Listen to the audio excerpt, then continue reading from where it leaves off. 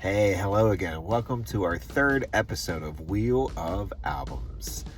Along with my brother Adam and our friend Jack, I'm Justin. And what we do here on Wheel of Albums is we spin a wheel of all the albums on all the editions of 1001 albums you must hear before you die. And then after that, we listen to that album for the week, give it a good deep dive, listen to it at least 3 times, gather some information, then we get together and talk about what it is that we liked about that album and what we did. This week, I spun the wheel and got Little Richard's Here's Little Richard.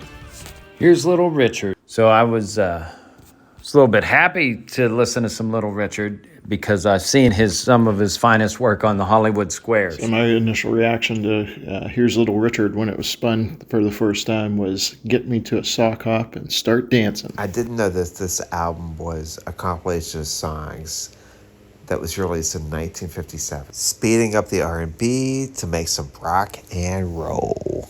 I learned a whole lot about Little Richard. I always thought he was just from like TV, realizing he's like the architect or one of the architects of rock and roll was interesting to find out.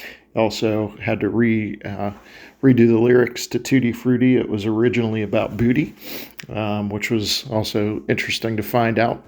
I mean, you'd be hard-pressed to find another debut album that starts off with a more iconic line than a wop bop a loop bop a wop bamboo. Ooh, a wop bamboo. I never really even thought that Little Richard put out albums. He just already existed in my mind. The big standouts for me are the well-known hits, the Tutti Frutti, Ready Teddy, Slippin' and Slidin', Long Tall Sally, and Jenny Jenny. I also found out that the song True Fine Mama was recorded with a bunch of guys that was the only time he recorded with those guys, and definitely has a different sound to it than some of the other recordings on the album.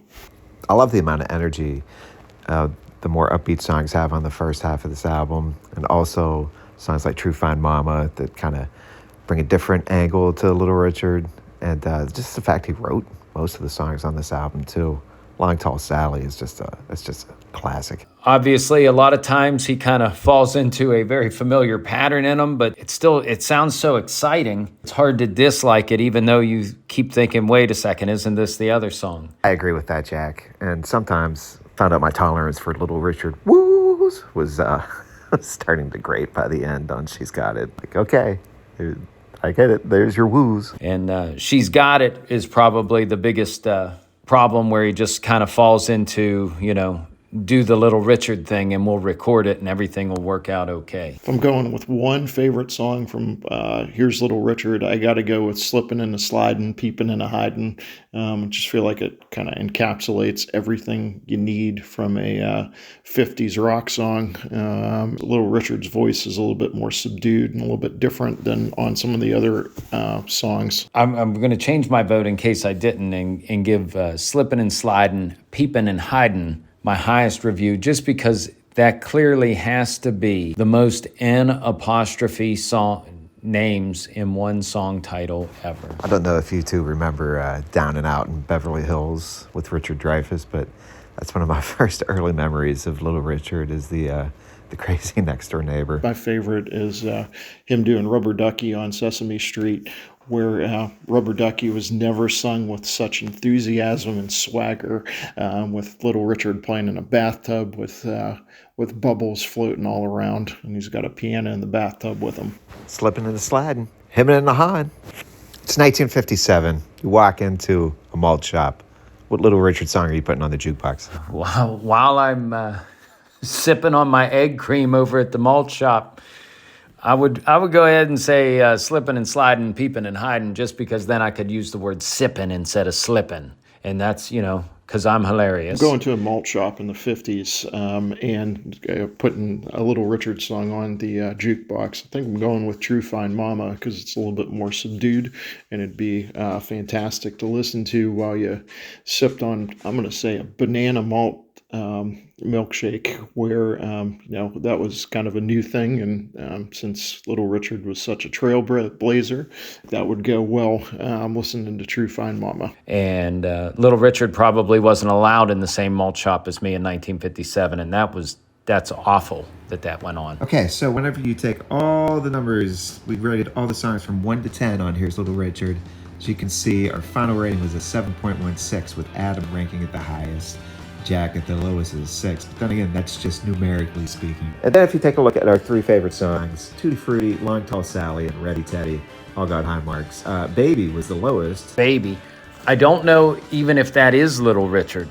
Done something with his voice, or he manipulated his voice somehow, for the record, and it does not even sound like him, and it doesn't sound like a traditional Little Richard or 1950s rock and roll type of song. So now we offer the question, is this an album you should listen to before you die? And I'm going to say yes. Here's Little Richard is something you should listen to.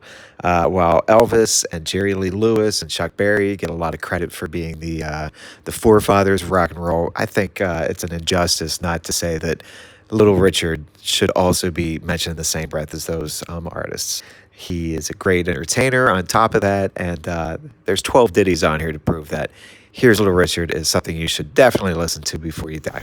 So is the album Here's Little Richard an album you need to hear before you die? The answer to that is an absolute yes. If for any other reason, just to understand the beginnings of rock and roll and where it came from, and really it's just a really enjoyable, upbeat listen to get your toe tapping. I didn't realize how much Little Richard even wrote of the songs. I just thought he was a performer and, told what to do or what he was permitted to do inside the studio. So I'm good to see that he had writing credits on a lot of these songs.